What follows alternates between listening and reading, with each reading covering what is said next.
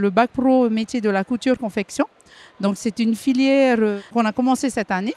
La différence en fait avec l'ancien diplôme des métiers de la mode, c'est qu'on a un module supplémentaire, c'est-à-dire qu'on a la possibilité de faire des accessoires, utiliser des bâches, faire des housses de voiture, des housses d'avion. Et ensuite, on a un autre module où on va travailler sur l'école responsable. Donc, c'est une formation qui dure 3 ans. Le recrutement, donc ce sont post-troisième, les élèves dédiés aux élèves de troisième ou à des élèves, meilleurs élèves qui sortent de CJA. Donc, les élèves vont apprendre à faire du tracé, à faire de la conception de vêtements ou de housses ou de bâches, accessoires de mode. Et ensuite, en fait, elles vont pouvoir utiliser des machines industrielles plus performantes qu'on a en ce moment. Et elles vont pouvoir aussi réaliser des projets comme une collection de vêtements pour la Tahiti Fashion Week ou Octobre Rose.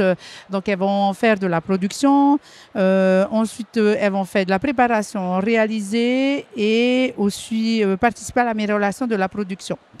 Donc, les débouchés après par la suite, après l'obtention du bac pro, elles ont la possibilité en fait de partir en métropole pour faire un BTS. Ou certaines en fait restent sur le territoire et travaillent dans des entreprises de retouche, d'ameublement, voilà les débouchés. Cette filière est ouverte aussi bien aux filles et aux garçons.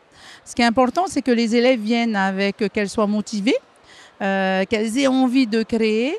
Là, actuellement, en 1 CAP, nous avons une élève qui est sourde et elle est motivée, elle est tellement motivée par cette formation qu'il n'y a pas de barrière. Voilà. Quand l'envie, elle est là et on a envie de créer, on peut aller loin en fait. Voilà. Et c'est important. C'est une formation qui est pour tout le monde. On a des élèves qui arrivent par dépit et nous, le challenge qu'on doit relever, c'est vraiment de les faire aimer la mode. Et certaines voilà, sont contentes. Elles me disent « Ah oui, madame, c'est dur ». Parce qu'on fait beaucoup de tracés, il y a des maths, il y a de la géométrie. Elles se rendent compte qu'on a un travail pluridisciplinaire. On n'est pas que derrière une machine. On a cette image des élèves de bac pro qu'on est toujours derrière une machine. Non. Voilà, les projets nous permettent vraiment de sortir en fait de cette zone de confort et ensuite faire émerveiller les élèves.